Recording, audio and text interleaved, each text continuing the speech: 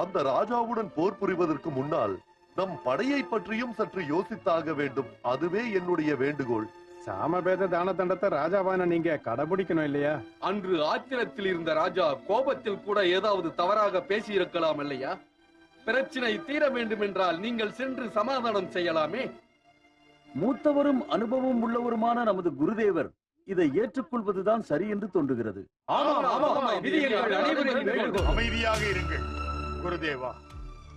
இந்த இக்கட்டான சூழ்நிலையில் இருந்து காப்பாற்ற வேண்டும் என்று உங்களை கேட்டுக்கொள்கிறேன். குசும பிரபு, வாசவாம்பிகைக்காக இதை நான் ஏற்றுக்கொள்கிறேன்.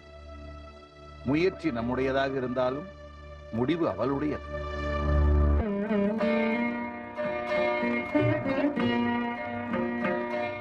குருதேவருக்கு வணக்கம். மகாராஜாவுக்கு மன நிம்மதி உண்டாகட்டும்.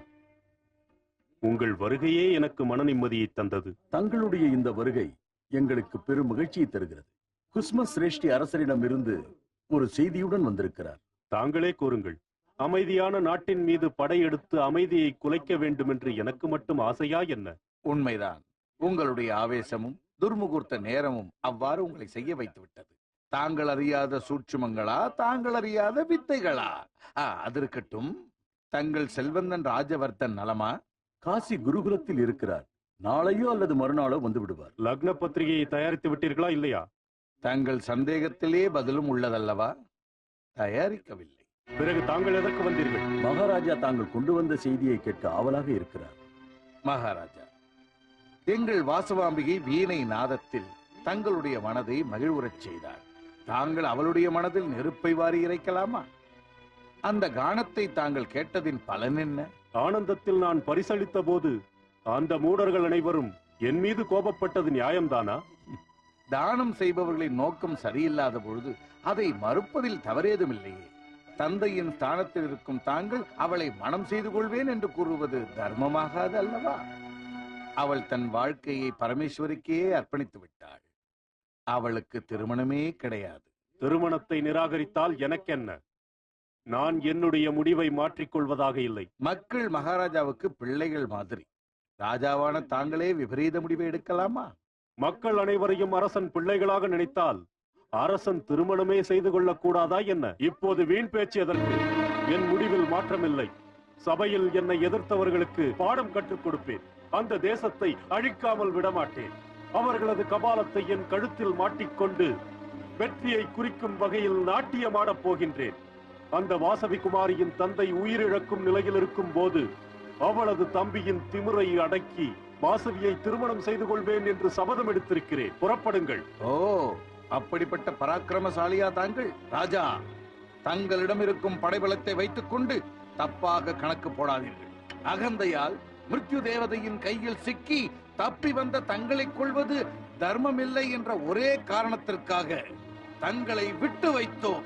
இல்லையில் அன்றே உங்கள் கதையை முடித்திருப்போம். அதிதியாக வந்து அன்னமிட்ட வீட்டிலேயே கண்ணம் வைத்து களவாடுகின்ற துரதிர்ஷ்டசாலி. நிறுத்துங்கள். வாய்க்கு வந்தபடியெல்லாம் பேசினால் உங்களை கொல்ல வேண்டியிருக்கும். ஆனால் இப்பொழுது கொல்ல மாட்டேன். வாசவியை நான் திருமணம் செய்து கொண்ட அடுத்த நிமிடம் கொன்று விடுவேன். அதுவரை தாங்கள் இங்கு அடிமையாக இருக்க வேண்டும். மகாராஜா, அமைதி அடையுங்கள். தூதுவராக வந்தவரை தண்டிப்பது தர்மம் கிடையாது. எனது மகாமந்திரி உங்கள் உயிரை காப்பாற்றி விட்டார். செல்லுங்கள். அதர்மத்தின் வழியில் செல்லும் தங்கள் உயிரை எவராலும் காப்பாற்ற முடியாது.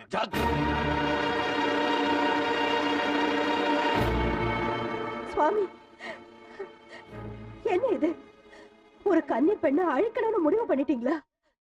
ஒரு சின்ன பொண்ணை கல்யாணம் பண்ணிக்கிற வயசா உங்களுக்கு? ஏன் இப்படி பண்றீங்க? இவ்வளவு நாள் உங்க சந்தோஷத்துக்கு நான் குறுக்க நின்னதில்லை.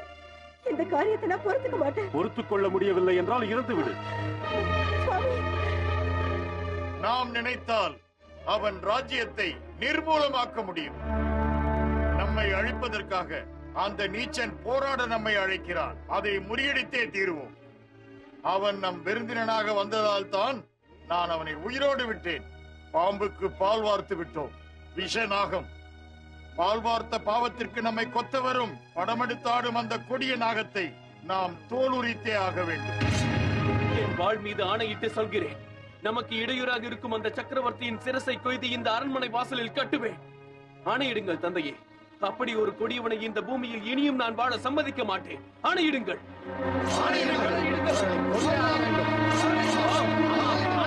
வெல்வோம் என்று நிச்சயமாய் சொல்ல முடியாது. அவர்களிடம் மிகுந்த படைபலம் உள்ளது.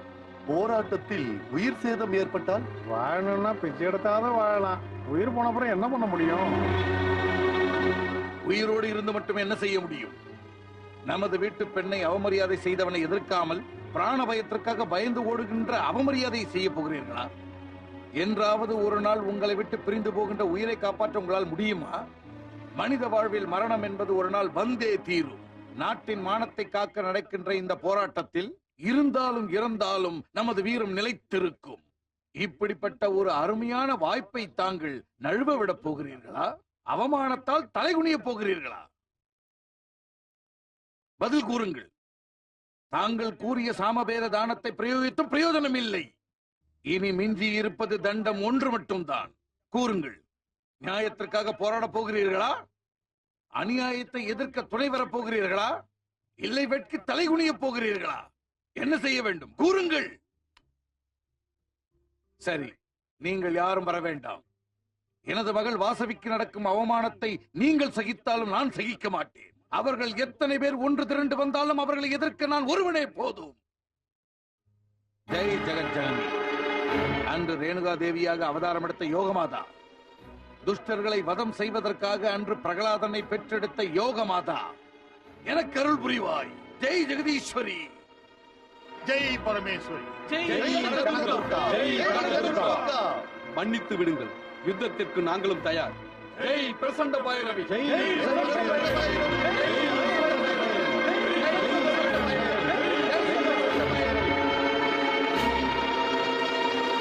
அதோ அனைவரையும் சமமாக பாவிக்கின்ற தர்ம தேவதை, நம் ராஜ்யத்தை காப்பாற்றும் தேவதை வாசவி தேவியின் மானத்தை காக்க அனைவரும் ஒன்று திரண்டு வாருங்கள்.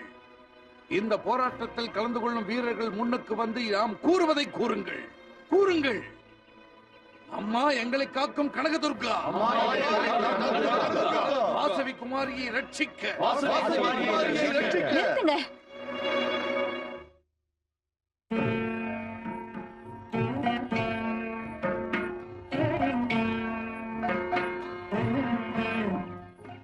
இவ்வளவு சிறிய விஷயத்திற்காக உங்கள் தவசக்தியை வீணடிக்க போகிறீர்களா குருதேவா? வேண்டாம், என் பேச்சை கேளுங்கள். எனக்காக நடத்தப் போகும் இந்த ரத்த போராட்டத்தை நான் விரும்பவில்லை. இந்த செயலில் நீங்கள் ஈடுபடாதீர்கள். பவித்திரமான உனக்கு தீமை செய்கின்ற அவர்கள் சிரசை இந்த ஆயுதத்தால் கொய்த பிறகுதான் எனக்கு மன நிம்மதி.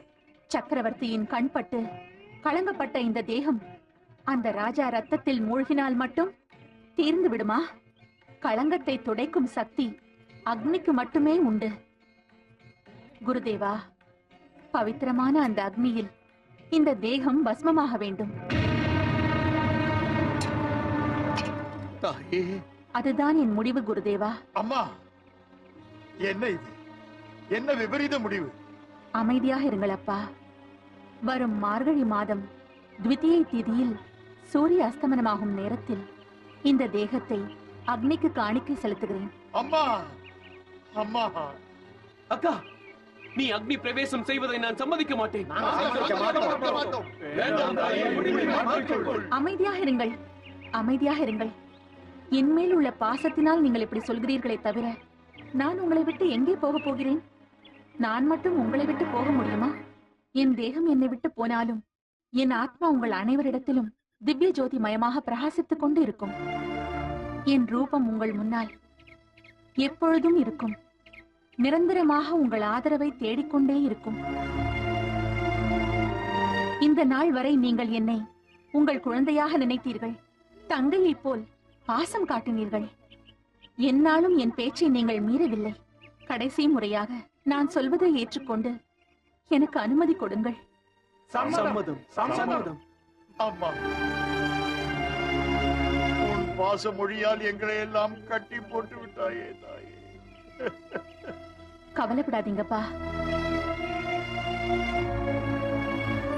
குருதேவா, எனக்கு அனுமதி அளியுங்கள். இந்நாள் முதல் ஜெகதீஸ்வரி ஆலயமே என் இருப்பிடமாகும். எனக்கு துணையாக நீங்கள் யாரும் இருக்க வேண்டாம். இனி அந்த ஜெகதீஸ்வரி அம்மனே எனக்கு சகலமும் ஆவாள். அப்படியே தாயே ஆகட்டும். தெய்வ குழந்தையான தங்களுடைய வார்த்தையை மீறுகின்ற சக்தி எனக்குண்டா தாயே?